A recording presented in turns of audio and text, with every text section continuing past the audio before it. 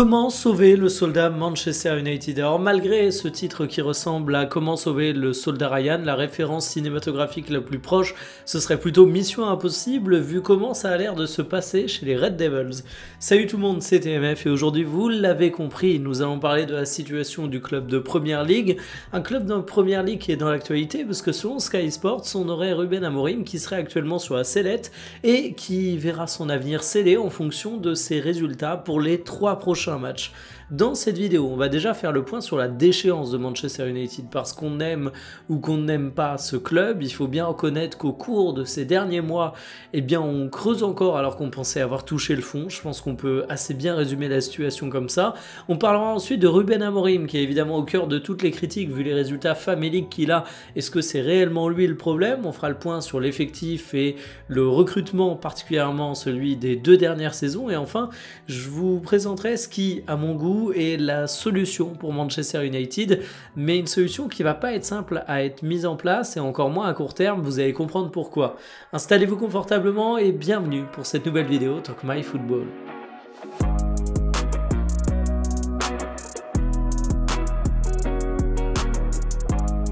Quoi de mieux que le classement de Premier League pour illustrer la déchéance de Manchester United, une 15e place la saison passée, tu avais littéralement 2 fois moins de points que le leader qui était Liverpool, et le pire c'est que tu n'avais pas forcément d'excuses. Si on prend par exemple une équipe comme Tottenham qui a encore plus mal fini, eh bien du côté de Tottenham, tu avais une avalanche de blessures. Alors évidemment, du côté de Manchester, tu as également eu des blessures, mais ça fait partie du quotidien de n'importe quel club. Tottenham s'était vraiment rendu à un point absolument comique, et en plus, les Spurs, ils ont pu sauver leur saison avec une Europa League, eux qui avaient la réputation d'être un club qui ne gagnait jamais rien, et vous le savez, cette Europa League, ils l'ont gagnée au nez à la barbe de Manchester United.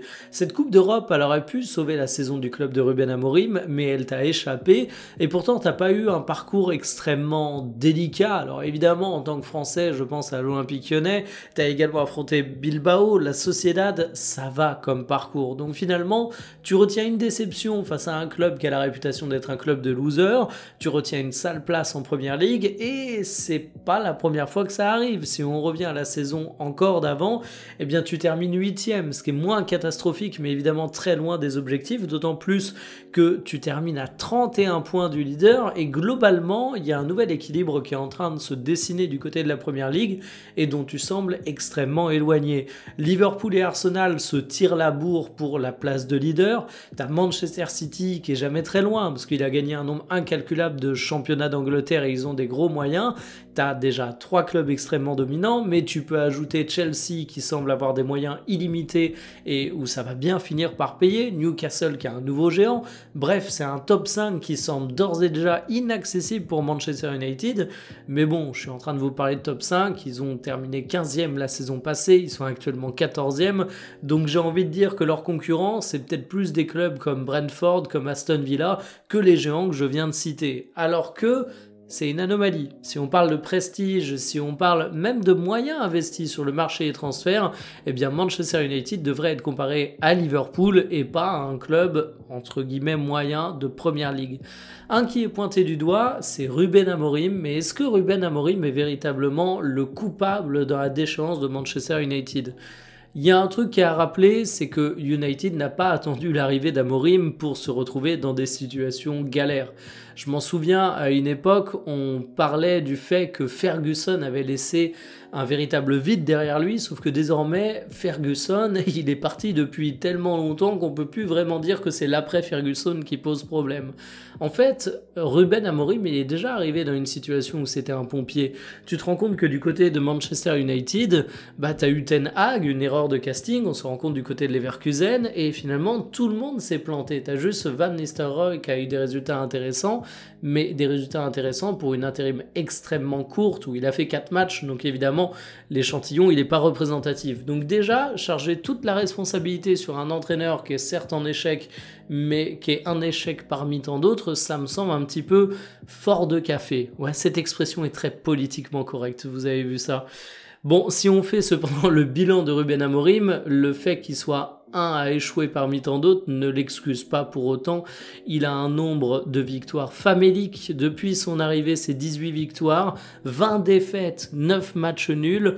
Et oui, Ruben Amorim était excellent au Sporting, il a vraiment développé une cote phénoménale à ce moment-là, mais ça reste un entraîneur qui a brillé au Sporting et c'est à peu près tout. C'est un entraîneur qui n'a pas 1001 références. C'est un entraîneur qui finalement a un petit peu le même profil que Ten Hag, qui avait brillé du côté de l'Ajax, qui avait fait monter sa cote, qui avait franchi une étape directement avec Manchester United, mais qui n'avait pas réussi à franchir cette étape. Alors j'espère que Ruben Amorim, s'il se fait licencier, aura un avenir fait de plus de réussite que ce qu'on voit actuellement avec Ten Hag, mais c'est pour vous dire que malgré l'immense respect que j'ai pour Ruben Amorim, c'est pas non plus l'assurance tout risque. Donc est-ce que le viré de Manchester United pourrait apporter quelque chose de positif ? Peut-être que ça casserait un cercle vicieux, d'autant plus que certains médias, dont Sky Sports, qui sort cette échéance des 3 matchs qui lui restent pour prouver et regagner la confiance, nous dit également que il sera en train de perdre son vestiaire. Mais le remplaçant magique, je l'ai pour le moment pas en tête. Et en fait, le vrai cœur du problème, le sujet de n'importe quelle contre-performance de club, c'est l'effectif de ce dernier. Et aujourd'hui, quand je regarde l'effectif de Manchester United, je me dis quand même qu'il y a pas mal de casseroles dans le placard. On peut parler d'Onana, qui à l'époque semblait être un recrutement relativement sûr vu la saison qu'il avait fait du côté de l'Inter, mais ça a été une catastrophe industrielle que tu as dû évacuer. On peut parler de Joshua Zirkzee, qui a coûté plus de 40 millions d'euros, un fou rire nerveux, parce qu'aujourd'hui tu te rends compte que sa valeur s'est effondrée, et je pense qu'il a en réalité jamais vraiment valu cette valeur.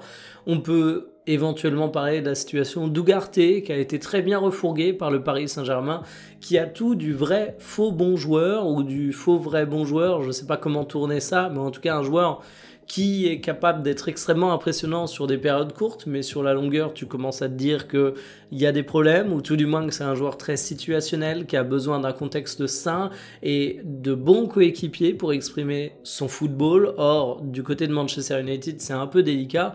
Et puis, il y a un autre cas qui est assez symbolique, c'est Lenny Yoro. Alors, Lenny Yoro, je ne le qualifierais pas d'échec de recrutement jusqu'à présent, parce que c'est un joueur qui est arrivé, qui s'est blessé, qui est très jeune, qui a ensuite disputé quelques minutes de jeu. C'est un peu dur de t'imposer dans ce contexte, et c'est davantage cette saison que je vais le juger, mais c'est également une grosse dépense qui n'a pas donné entière satisfaction. Question de redonner quelques pièces du côté de Manchester United sur des recrutements réussis. Je pense que De Ligt, c'est pas un mauvais recrutement, qui fait partie des joueurs qui aujourd'hui font office de certitude dans l'effectif. On peut également parler de Mazraoui, qui a été recruté en provenance du Bayern Munich, qui a vu sa valeur marchande augmenter depuis qu'il est arrivé à Manchester United, qui sort de bons matchs. Moi, c'est vraiment un profil que j'apprécie, Mazraoui. Bon niveau physique, il défend bien. On peut parler de Patrick Dorcou, 30 millions alors qu'il avait 19 ans de mémoire, oui, parce qu'il a 20 ans aujourd'hui. C'était quand même un pari, et je pense que c'est un pari intéressant, parce que c'est un joueur qui, dans un profil de latéral offensif, fait vraiment partie du haut du panier, des espoirs qui vont continuer de monter à mon humble avis.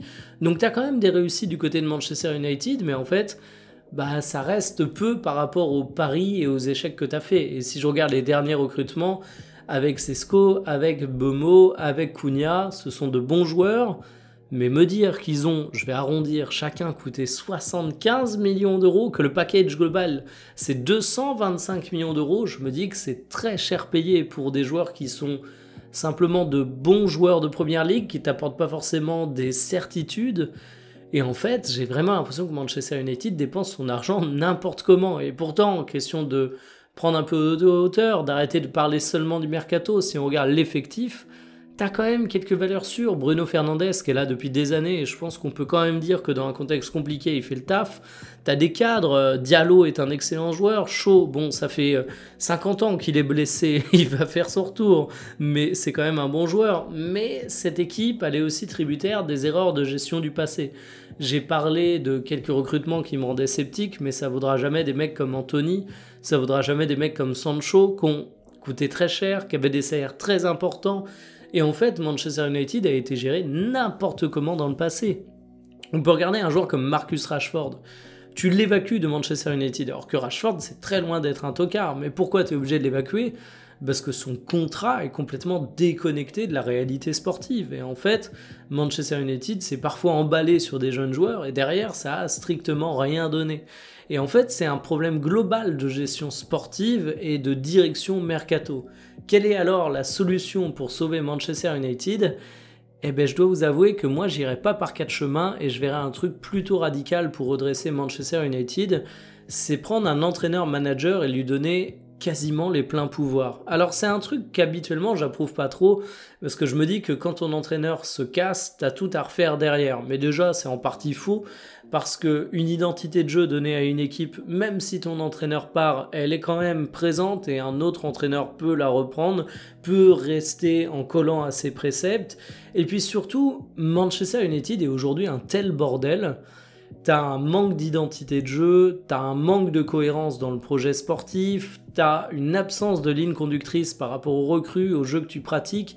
Faudrait faire une remise à plat totale et pour ça, donner les entre guillemets plein pouvoir à un manager, je trouve que c'est une bonne chose. Dans une moindre mesure, c'est ce qu'on voit du côté du Paris Saint-Germain avec Luis Enrique. Alors, évidemment, il y a Luis Campos également, mais ils bossent main dans la main suivant la même philosophie et aujourd'hui, tu te rends compte que c'est véritablement l'Espagnol qui est le patron de Paris. Et c'est terminé les contrats qui dépassent trop du côté du Paris Saint-Germain. C'est terminé les dossiers mercato ultra foireux depuis qu'il est là. Alors je dis pas que ça va forcément conduire à gagner la Champions League comme Luis Enrique du côté du Paris Saint-Germain, mais ça vous prouve que quand t'as un club où c'est un peu le bordel, avoir ce type de profil qui débarque, c'est quand même le truc qu'il faut. Le truc, c'est que la direction dans le passé de Manchester United voulait pas forcément ce genre de profil qui prenait beaucoup de place. Aujourd'hui, c'est Ineos qui est aux manettes, mais est-ce qu'il y a ce genre de profil qui est dispo sur le marché ? Et pour moi, c'est ça la grande limite. Parce que, bon, je ne vais pas évoquer le cas de José Mourinho. On l'a vu du côté d'United et je pense qu'aujourd'hui, c'est pas un mec qui a le profil pour ça. Il y a Xavi qui est disponible, mais honnêtement, moi, je fais naître quelques doutes sur Xavi. Ce serait peut-être le moins mauvais de la liste que je vais vous proposer. Southgate, moi, je suis très sceptique de ce qu'il a fait du côté de l'Angleterre et je pense qu'en plus, en club, ce serait encore autre chose. Bon, Mota, mais il est peut-être un peu jeune. Claude Puel, je sais même pas pourquoi je le cite. Sergio Conceição, c'est peut-être un peu light pour faire toute l'identité de jeu du club, mais au moins il serait plutôt carré pour remettre de l'ordre dans les affaires. Je vois cependant pas en tant que manager pour vraiment tout gérer de A à Z, y compris le recrutement. Donc en fait, la problématique de Manchester United, c'est que ce genre de profil d'entraîneur, c'est relativement rare. Alors tu peux te dire que tu peux tenter ça avec Ruben Amorim. Il y avait déjà un peu de cette idée, sauf que Ruben Amorim, c'est peut-être pas suffisamment une valeur sûre pour ça. Luis Enrique, au moment où il débarque au Paris Saint-Germain, il a quand même des références qui sont tout autres que celles de Ruben Amorim. Et en fait, moi, mon grand regret, c'est un mec comme Carlo Ancelotti, par exemple, qui part du côté de la sélection brésilienne. Alors on peut me dire Carlo Ancelotti, peut-être qu'il avait envie de se reposer un petit peu. Bon, on sait que son fils aurait pu prendre plus de responsabilités. C'est un projet qui aurait pu être porté par le Mister. Et franchement, je me dis qu'en fait, aujourd'hui, Manchester United doit absolument passer par là. Un homme fort, de poigne, qui reprend le projet, où ça sera peut-être un peu dans la souffrance, mais au moins tu auras un mec d'expérience. Mais le truc, c'est qu'en termes de timing, t'as juste rien pour le moment sur ce mercato. Donc moi, ça me renvoie à la fameuse question de garder ou pas Ruben Amorim. Et est-ce que le virer immédiatement est une bonne option ? Je pense pas, parce que tu virerais Ruben Amorim en espérant provoquer un électrochoc, mais derrière, t'aurais un intérimaire ou un entraîneur qui a de toute façon pas les épaules par rapport à ce dont tu aurais réellement besoin. C'est quand même absolument délicat. Le coche a été manqué avec Ancelotti. Il y aura peut-être d'autres noms qui seront disponibles en cours de saison parce qu'on le sait, la valse des entraîneurs, c'est quelque chose qui va très vite et tous les étés de toute façon, tu as des nouveaux noms prestigieux qui sont dispo. Alors le problème, c'est que l'attractivité de Manchester United n'est peut-être pas aussi grande qu'à une époque, mais autant ça peut valoir pour les joueurs, autant si ta promesse c'est de donner à un manager beaucoup de pouvoir alors que tu es un club qui a des gros moyens, alors que tu évolues en première ligue, je pense que la feuille de mission est suffisamment attractive pour aller chercher de très gros noms. Donc voilà, un manager plein pouvoir, très expérimenté, avec Ineos qui met un peu l'ego de côté et qui accepte une restructuration autour de ça. Je pense que ça ferait le plus grand bien à Manchester United. Vous allez me dire, il y a déjà une direction sportive qui est en place. Je pense que vous avez deviné ce que j'en pense. Moi, je vous dis à demain pour une prochaine. Salut.